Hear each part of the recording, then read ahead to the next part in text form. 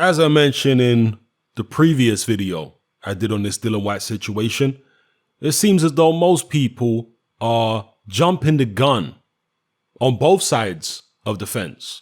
Those who believe Dillian Whyte is innocent and those who believe he's guilty are both equally guilty of coming to premature conclusions before we've heard all the facts. And here we are again, because Vada have now come out and confirmed what Eddie Hearn already told us several days ago, which is that Dillian Whyte passed all his pre-fight and post-fight Vada tests for the Oscar Rivas bout. And by the way, Oscar Rivas, it's now been confirmed, also passed all his pre and post-fight Vada tests.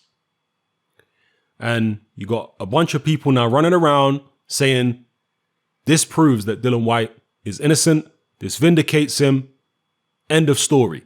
Everybody who was saying that he's guilty needs to come out and apologize. Well, hold your horses. Not just yet. Because as I already mentioned, Eddie Hearn already gave us this information. Of course, it's always better to hear it from the horse's mouth, and now Vada have confirmed it. But nonetheless, this doesn't change anything because it wasn't a Vada test that Dillian Whyte failed. And he did fail a test because Eddie Hearn is, Dillian Whyte's promoter. He has come out and said that that is one thing that Thomas Hauser said that is true. And all of these people who want to throw Thomas Hauser under the bus and say he's crazy and he's this, that, and the other, he's got an agenda. He might have an agenda. I don't know. But one thing we do know is that he gave us one piece of information that we now all know is true, which is that Dillian Whyte did fail a test. There was an adverse finding in his A sample. So let's not throw the baby out with the bathwater when it comes to Thomas Hauser, because Eddie Hearn didn't break that news that Dillian Whyte had failed a test. The British Board of Boxing Control didn't break that news. Team White didn't break that news. No, Thomas Hauser broke that news. And we know that that one particular thing is true, that Dillian Whyte did fail a test, or there was an adverse finding in his A sample. So let's give Thomas Hauser some credit for that, because me, as a nosy boxing fan, I'm glad that I know this information. I'd rather I found out that than I was left in the dark. Okay? So when it comes to why UKAD found an adverse, had an adverse test for Dillian Whyte and Vada didn't, well, again, we go back to the Hauser article. I don't know how much of what is in there is true and what isn't, but in fact, it was in the Boxing Social interview that Hauser did. He said in that interview that Vada testing isn't equally as comprehensive for every fight. It depends on what level of Vada testing you pay for. So if you pay for comprehensive Vada testing, then you're going to get tested a hell of a lot before the fight. But if you pay for cheaper testing, they're not going to test you much. Hauser also claimed that it was UKAD, not Vada, who did the bulk of the testing for this Dillian Whyte-Oscar Rivas fight. And if that's true, I don't know if it is, if it's true, it would make sense of why UKAD came out with this adverse finding in one of their Dillian Whyte tests, but Vada didn't. For example, let's say, I don't know the numbers, of course, but I'm just giving you an example of how that works. Let's say that there were 15 tests that Dillian Whyte had to undergo in the run-up to the Oscar Rivas fight. And 12 of them were done by UKAD, and only 3 of them were done by Vada. In that situation, obviously, UKAD are going to stand a much better chance of, coming out with a positive test, because they're doing far more testing than Vada are doing in that situation. Again, that's just an example. I've got no idea of the ratio between Vada and UKAD testing for the Whyte Rivas fight. But that scenario would make sense of why UKAD had an adverse finding in one of Dillian Whyte's tests, but Vada didn't. Also, we need to find out if the subsequent tests for Dillian Whyte versus Oscar Rivas. The subsequent UCAD tests were clean or not. Because if you go back to the Alexander Povetkin, Deontay Wilder fight, which got called off because they found meldonium in Alexander Povetkin's A and B sample. Correct me if I'm wrong here, people, but Alexander Povetkin passed several tests, both before and after the test that he failed. So people are asking the question at the time, how could Povetkin be clean before and after the test that he was dirty? It doesn't make any sense. Well, at the time, people, and there were certain experts who came out, I think Victor Conti might have been one of them, who explained that there's such a thing called microdosing. And if you're microdosing and you're taking an extremely small amount of a substance, then it is possible to pass a test today, pop dirty in a couple of days, and then a couple of days later, you're clean again. Yeah, so with microdosing, it's possible to have, strange situations like that, anomalies like that, where you've got a bunch of clean tests, then a dirty one, then a bunch of clean ones again in a run up to a fight. And I've seen some people say Alexander Povetkin's B sample came back clean. No, it didn't. All right, here we have the articles at the time. Alexander Povetkin's B sample comes up positive for meldonium. Interestingly, though, some of you may not remember this. In fact, I didn't until I started going back and looking at the articles.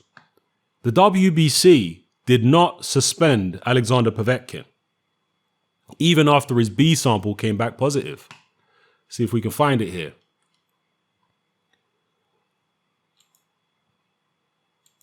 Yeah, here it is. WBC decides not to ban Alexander Povetkin after positive drug tests. Povetkin was only banned after the other test that he failed in the run-up to the Stavern fight. So the WBC kept Povetkin in their rankings. They kept him in a very high position. And all they required him to do was fight, I guess, for an interim title fight or a final eliminator against Stavern.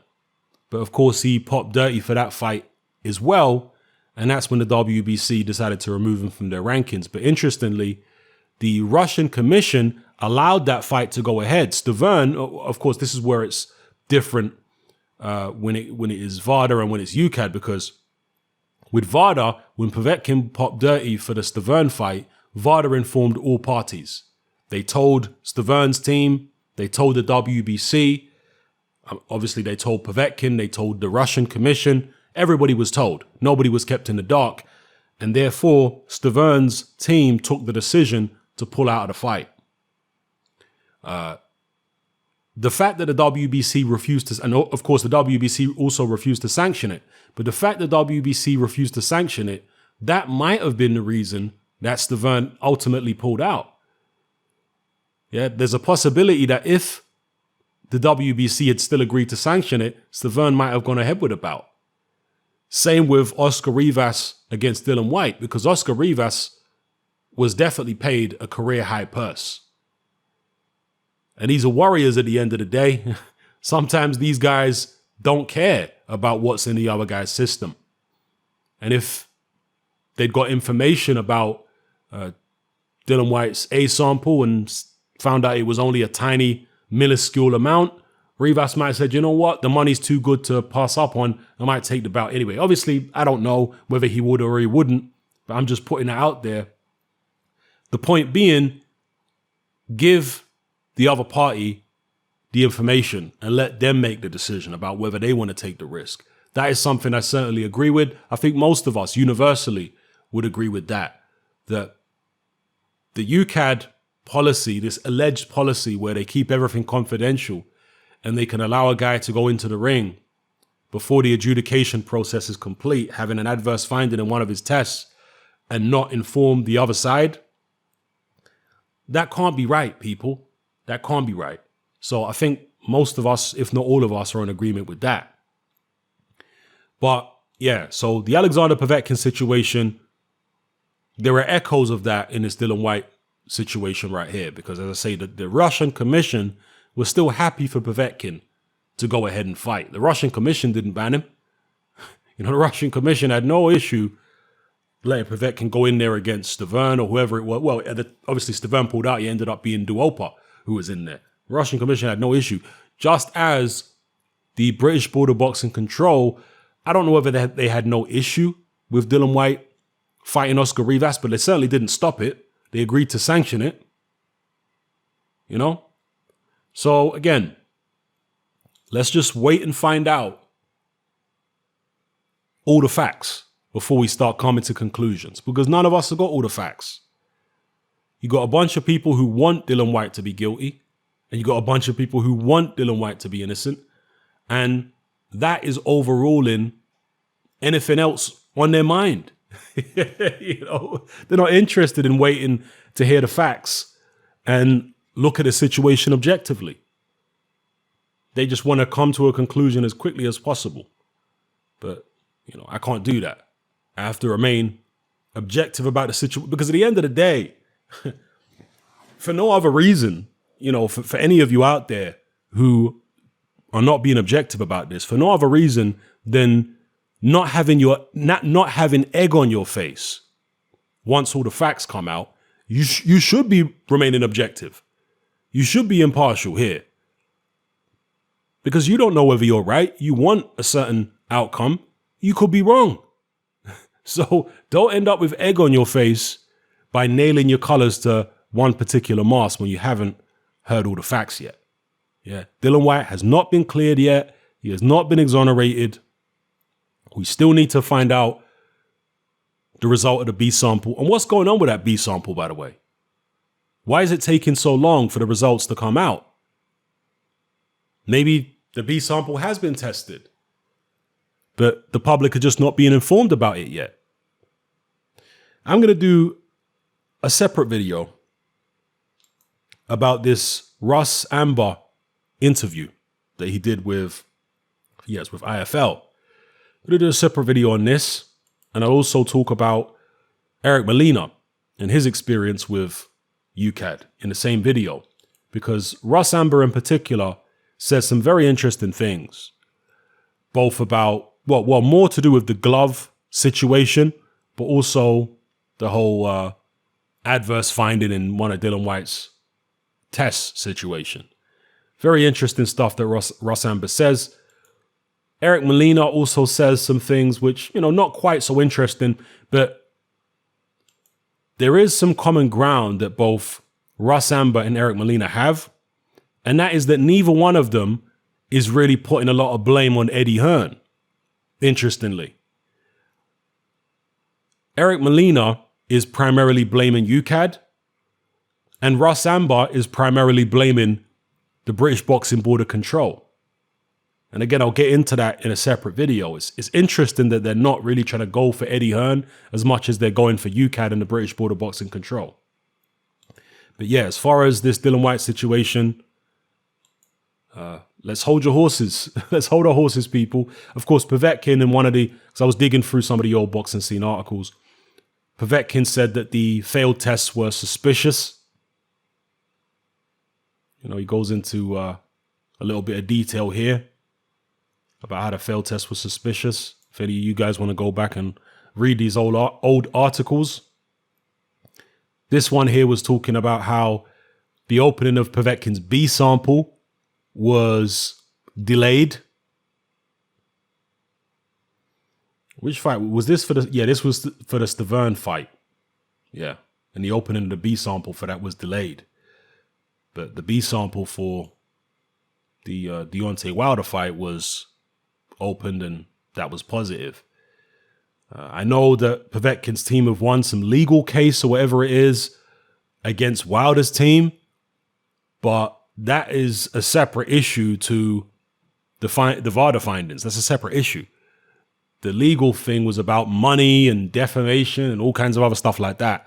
In terms of the Vada findings for Povetkin, as far as I'm aware, you guys correct me if I'm wrong, but as far as I'm aware, they still stand. that they found meldonium in his A and B sample.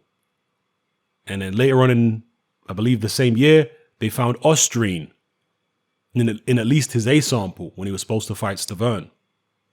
So yeah, let me know what you guys feel in the comment section below. I know there are going to be some people entertaining the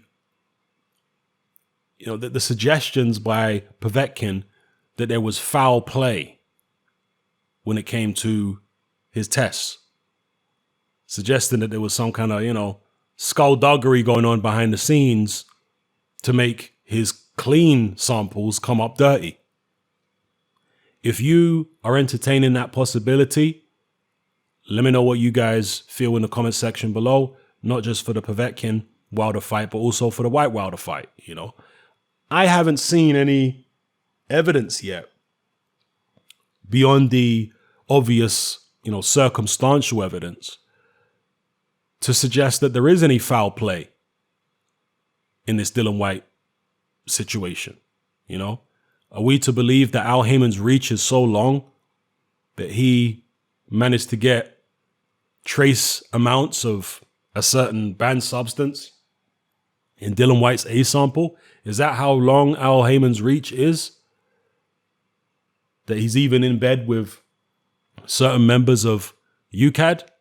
That's a question for those of you who are entertaining this idea that there's foul play and that Dillian Whyte has been set up. So yeah, let me know what you guys feel. It's happening, I'm out. Join me on Patreon. I upload a minimum of 2 podcasts every single week, covering a wide variety of controversial topics, as well as live stream Q&A sessions. Take a look on screen right now at some of the podcasts I've produced so far. For just $3 a month, the equivalent of about £2 a month, you get access to all my new podcasts and my entire back catalogue of past podcasts, including my popular Confessions of a Nightclub Bouncer series. You can listen on your computer or on your smartphone or tablet by downloading the Patreon app from the Google Play Store or the App Store for free. The Patreon app also allows you to download each podcast in MP3. For less than the price of a cup of coffee, you get access to dozens of hours of exclusive content. It's easy to sign up, there's no contract, and you can cancel at any time. So come and join our community of free and critical thinkers by signing up with me here on Patreon today.